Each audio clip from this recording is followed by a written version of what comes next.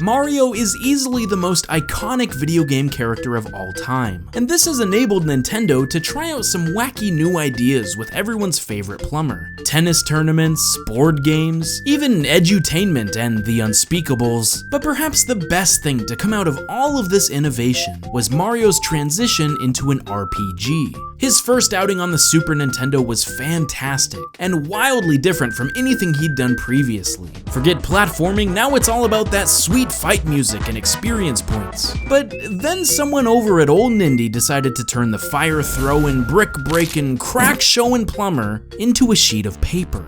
I don't know what exactly drew me to this game so heavily, but I knew I had to have it back in the early 2000s. And over the course of time, it has become my favorite game on the Nintendo 64. In fact, one of my favorites of all time. So today, in the start of a series of videos on the Paper Mario games, I wanted to analyze what exactly Paper Mario 64 got right so perfectly all those years ago.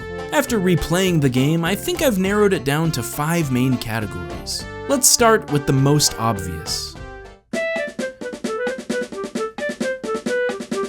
Right from the prologue, you can tell the paper aesthetic is what sets this game apart from other Mario titles. When you turn left or right, you flip back and forth. When you fall through the air, you float down like a feather. The sequel, Thousand Year Door, takes this concept even further, but that's a video for another day. The entire game takes place in a storybook and in the style of a grade school production, which may make it seem like it's trying to appeal more to kids, but the writing and humor still hold up today.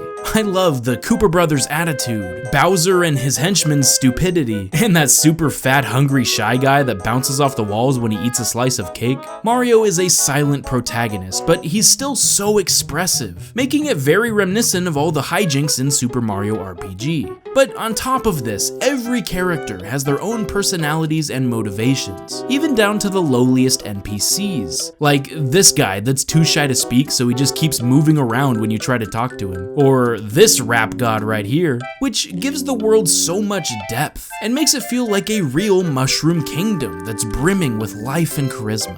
It all comes together in a charming adventure to rescue the Star Spirits and defeat a seemingly invincible Bowser high in the sky. Basic Mario story, but presented in a wholly unique way.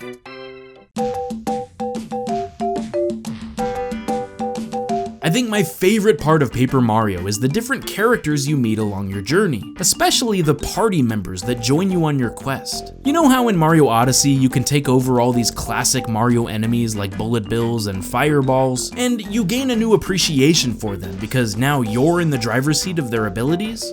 Paper Mario basically did the same thing almost 20 years ago. Your partners are Goombas, Koopas, Bob-ombs, Boos, and Cheep Cheeps, all complete with various techniques that match their respective games they were introduced in. And not only do their moves serve as gating in the various worlds, like blowing open holes in the wall or letting you cross expanses of water, they also introduce some great game design that's a little more hidden under the surface. For example, Bow lets you become invisible, which makes it possible to sneak through this castle, but it's also incredibly handy for these enemies that charge up their attacks, or the boss of this area that telegraphs a powerful move ahead of time, giving you a chance to avoid damage. Watt can cut through enemy defenses, so she's perfect against this armored vehicle just after her introduction. Or Sushi being able to squirt water right as you enter Mount Lava Lava, where it becomes super effective against fire enemies, boss included. The list goes on, and it helps you learn how versatile your partners can be. They all have different play styles, strengths, and weaknesses, as well as various reasons for wanting to join you. Some are huge fans, some have a job to do, and others are just cool dudes that want to impress their girlfriends. Parakarry is definitely my favorite, being able to dish out massive damage and protect himself at the same time, but they all are useful against the different scenarios you'll face. Except for Goombario, that dude is useless. Each chapter begins with some sort of mini-quest to get used to the different locations, such as navigating the mischievous Boo Mansion, finding the elusive Mustafa to help unlock Dry Desert secrets, or my personal favorite, solving the penguin murder mystery of Shiver City. Yo, the mayor's wife has no chill. Then you normally enter a dungeon, which certainly isn't gonna win any brain-busting awards. They are relatively easy and straightforward, but I actually prefer it that way. I think it serves the aesthetic of a cute cutesy paper world. While they certainly get more challenging as you progress, I think it's more about staying engaged than testing your intelligence. Then, after an epic boss battle, you cool down with the Princess Peach sections, which may not sound enticing on paper, but they actually became some of the most memorable parts of the story. It'll try to sneakily tell you where Mario needs to head next, but sometimes in some ridiculously creative ways. From reading Bowser's diary to participating in a game show. Heck, I never thought baking a cake for exactly 30 seconds could be this intense. Now, I'd be remiss to not talk about Toad Town, one of the greatest hub worlds in all of gaming. It's gigantic and has so much to offer, but it starts out semi-blocked off as to not overwhelm you, a trait all good hub worlds have. The coolest part is in Chapter 4 though. So Shy Guys take over the town and steal items from different townsfolk, but you can get them back by entering the toy box. So not only do you unlock the rest of the chapter as you do this, but it also teaches you what the various toads in town do and how they can help you on your quest. Like Tasty the cook, who can make various dishes once you return her frying pan, or Bookworm Rusty telling you various lore and helping decipher clues. There's an interconnected underground sewer that has all sorts of goodies and traps hiding within, but it also serves as a warp zone to the places you visited, which is a great nod by the way. And it ends up being the correct path to Chapter 7 as you unlock new abilities. It's genius. On top of all this, there's countless hours of bonus content just waiting to be discovered. Old Man Koopa Coot errands, answering Chuck Quizmo's questions, mini-games in the playroom, finding lost mail throughout the world, tons and tons of star pieces, and even these creepy pig things that you can collect. Yeah, I'm not too sure about that one either. But the point is that there is heavy reward for exploration. Sometimes it's even the solution to reach new worlds. And there's so much under the surface if you're willing to spend some time investing in it.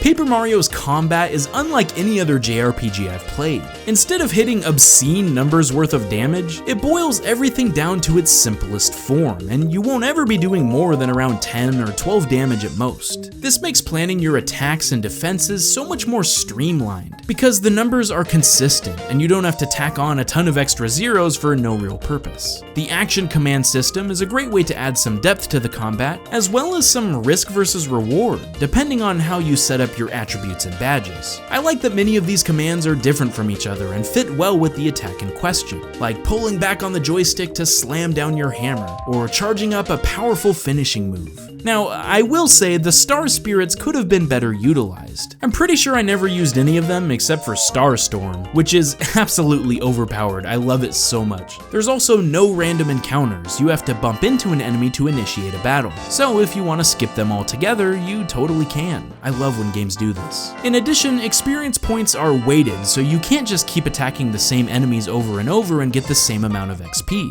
Since it only takes 100 star points to level up, eventually you won't gain any experience from low-level fights. But on the flip side, if you rush ahead and try to speed through the game, it'll compensate you with more experience to make sure you're not going to get creamed down the road.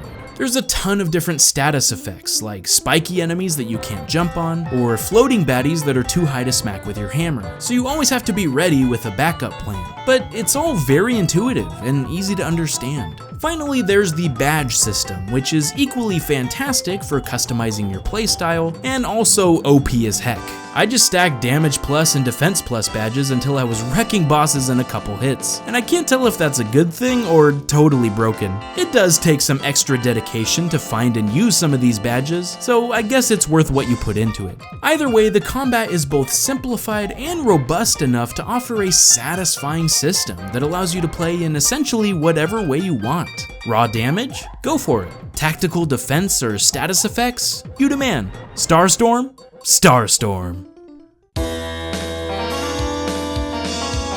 Finally, the bosses in this game are so good. And I'm not just talking about the end chapter fights, though they are all phenomenal as well. Tubba Blubba being invincible because his heart is removed from his body is super intimidating and serves as an awesome reveal when you discover his hidden secret. I always loved the fiery Piranha Plant and Crystal King bosses for their challenge and wicked appearance. Even Bowser himself is actually pretty challenging, and I remember as a kid wondering if I was actually gonna beat him this time, especially when he powered up and all the hard work I'd done to collect the Star Spirits seemed futile. Junior Troopa is a fantastic recurring mini-boss, not only because of the hilarious situations he finds himself in, but because of the new power-ups he gains to keep you on your toes, and then combining them all together for your final confrontation. You love to hate this little pipsqueak.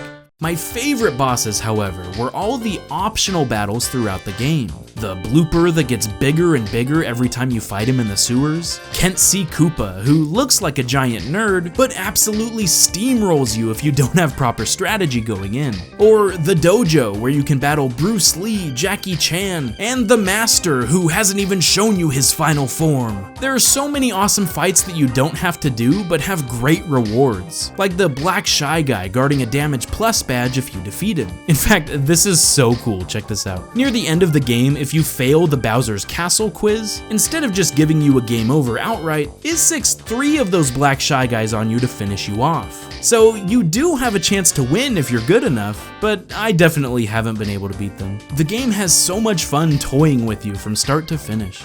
Paper Mario is easy to get into for first-time players, but has so much going on that veterans can appreciate it too. When the end credits began and Luigi led a parade of all the characters I've encountered, I couldn't help but sit back and feel like it was a nearly perfect experience. Each chapter is engaging and memorable, but there's so much more to do in between those chapters that you can tell the amount of polish going into creating a universe that was all its own. I can't emphasize enough how consistently entertaining and surprising Mario's adventure is. There's this vulture hitman that asks if you're Mario, but you can lie and not have to fight him. If you say you're the princess, however, he calls you out on it. Kammy Koopa interrogates Peach to find out what Mario absolutely hates, but if you choose helpful items, she'll believe you and give them to Mario instead. Luigi just sits at home while you go on all sorts of escapades, but you can read his secret diary to find out how he really feels. I love that Mario is this well-known hero and all the boys are jealous of him and all the old ladies hit on him.